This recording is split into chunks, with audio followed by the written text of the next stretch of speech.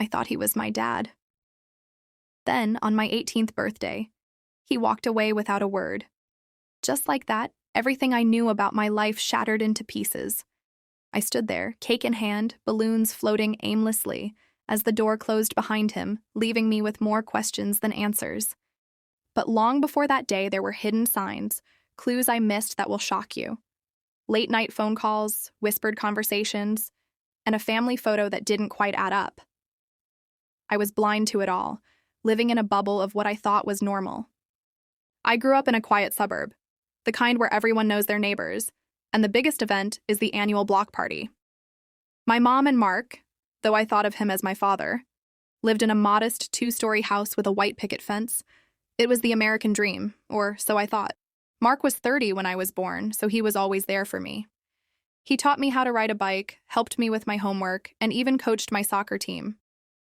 We had our moments, like when I got my first period and he awkwardly bought me pads, or when I came home drunk from a party and he grounded me for a month.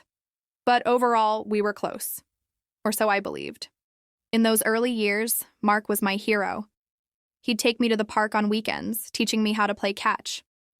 We'd spend hours there, just the two of us, laughing and playing. He was patient, always encouraging me to try new things, even when I was scared. I remember when I fell off my bike and scraped my knee. He was the one who cleaned it up and put a Band-Aid on it, telling me I was brave. But as I entered my teenage years, things started to change. There were little things that didn't add up, but I brushed them off. I mean, who suspects that their whole life is a lie? He became more distant, more secretive.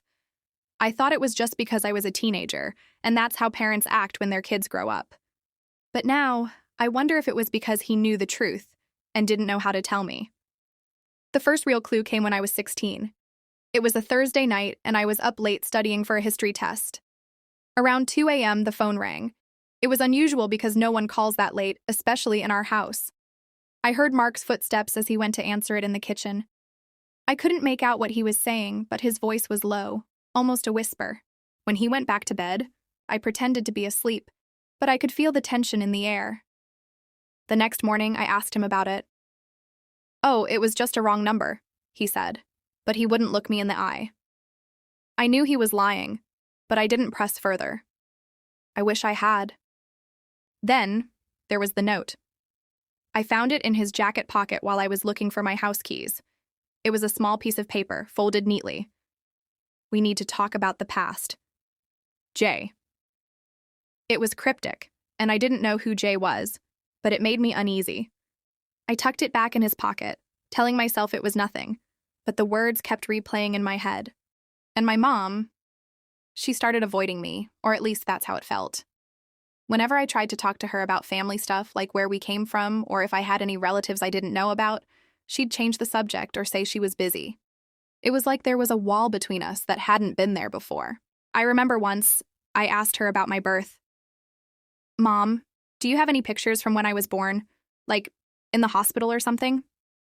She looked uncomfortable and said, "Oh, honey, I don't think I kept any. It was so long ago." But I knew she had albums full of photos from my childhood, so why not from my birth? Her eyes darted away, and I could tell she was hiding something. These things nagged at me, but I pushed them aside. I mean, how do you confront the idea that your whole family might be a lie? I told myself I was being paranoid, that I was reading too much into things. But deep down, I knew something wasn't right. My prom was held at the country club, all decked out with twinkling lights and a live band playing oldies. I was wearing a blue dress that my mom had helped me pick out, and I felt like a princess.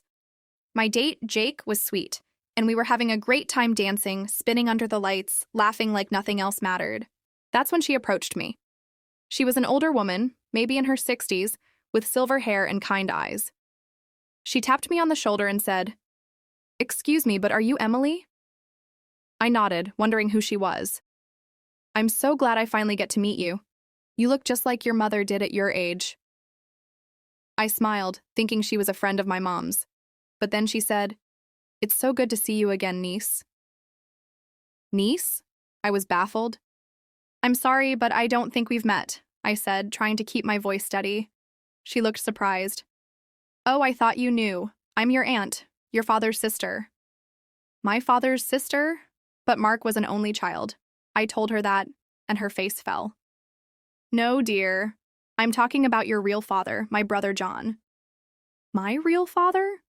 What was she talking about? I must have looked shocked because she quickly added, I'm sorry, I thought you knew. Maybe I shouldn't have said anything.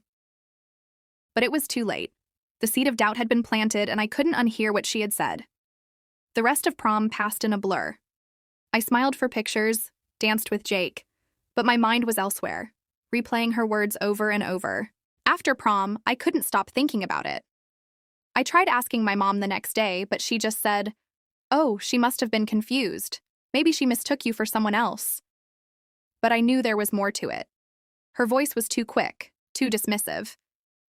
Who was John, and why did this woman call me niece? I couldn't shake the feeling that my life was built on something I didn't understand. I decided to confront Mark, but he was evasive, saying it was probably a mistake. People get confused at those events, he said, brushing it off. But I knew there was more to it. His eyes wouldn't meet mine, and that only made me more suspicious. One day, while I was home alone, I heard the phone ring. It was Mark's cell phone, and he had left it behind on the kitchen counter. I don't know why I picked it up. Maybe curiosity, maybe instinct.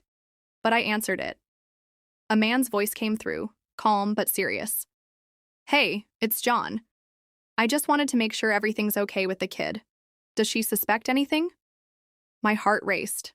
John? The same John the woman at prom mentioned? I didn't know what to say, so I just hung up, my hands shaking.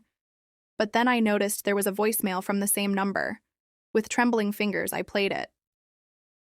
Mark, it's John. I know we agreed to keep this a secret, but I think it's time she knew the truth. She's 18 now, and she deserves to know that I'm her real father. I dropped the phone. The room spun around me. Everything I thought I knew was a lie. I sat there staring at the phone, trying to process it. My real father? Mark wasn't my dad? How could this be? I felt like the ground had been pulled out from under me. My whole life, every memory, every moment with Mark, teaching me to ride a bike, cheering at my soccer games, tucking me in at night. It was all based on a lie. I didn't know whether to cry or scream. All I knew was that nothing would ever be the same. On my 18th birthday, I confronted Mark. It was supposed to be a happy day. Balloons, cake, presents. But all I could think about was that voicemail. I waited until my mom was out of the room, then I played it for him. His face went pale as John's voice filled the air. He couldn't deny it anymore. He sat down, looking defeated, and told me the whole story. He and my mom had been trying to have a child for years, but they couldn't. Then my mom had a brief affair with John, a co-worker she barely knew. I was the result. Mark had agreed to raise me as his own, and they kept the secret all these years to protect me, he said. To give me a normal life. I was angry, hurt, betrayed. How could you lie to me for so long? I shouted. How could you let me believe you were my dad? Mark tried to explain that he loved me as his own, that he was my dad in every way that mattered. I was there for you, Emily, every step of the way, he said, his voice breaking. But I couldn't see it that way, not then. I was too raw, too broken. You need to leave, I said, my voice cold, and he did. Without another word, he grabbed his coat and walked out the door. I remember standing there, watching him go, the balloons still floating in the corner, the untouched cake on the table. It was my birthday, but it felt like a funeral. A part of me walked out with him, and I didn't know how to get it back. After that, everything changed. Mark moved out, and my mom and I were left alone in the house that once felt like home, but now felt empty and cold. My mom tried to talk to me, to explain, but I wasn't ready to listen. I did it to protect you, she said, tears in her eyes. But I had so many questions, and I didn't know where to start. Who was John? Did he want to be part of my life now? Why did Mark leave so suddenly? And most importantly, who was I, really? The house was quiet. Too quiet. I found myself staring at old family photos, trying to see if there were any clues I had missed. But all I saw was a lie. Pictures of me and Mark at the park, at Christmas, at my first school play. They felt like someone else's memories now. Days turned into weeks, and the house felt emptier with each passing day. I'd walk past Mark's old study, now just a room filled with memories I didn't know how to process. I started avoiding my mom, spending more time alone. I started journaling, writing down my thoughts, my anger, my confusion. It helped a little, but the pain was still there, a constant ache in my chest. I thought about reaching out to John, my biological father, but I didn't know where to start. Did he even want to know me? Was he aware of the situation?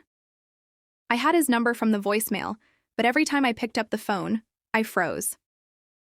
My mom started living alone, and I could see the guilt in her eyes, but I wasn't ready to forgive. I felt lost, like I was floating without an anchor. The house that once felt warm and safe now felt like a museum of a life I didn't understand anymore. As I sit here now, looking back on everything, I wonder if I was wrong to trust so blindly. Should I have seen the signs earlier, the late-night calls, the note, my mom's evasiveness? And now, with Mark gone, do I forgive him for lying to me, or do I hold on to the anger? He raised me, loved me, but it was all built on a lie. I don't have the answers yet. Maybe with time, I'll find a way to make peace with it all. But for now, the wound is still fresh, and the journey is just beginning. Tell me in the comments, could you forgive someone who lied to you your whole life? I'd love to hear your thoughts. And if you have a similar story, please share it. Let's start a conversation about trust, family, and the truths we keep hidden.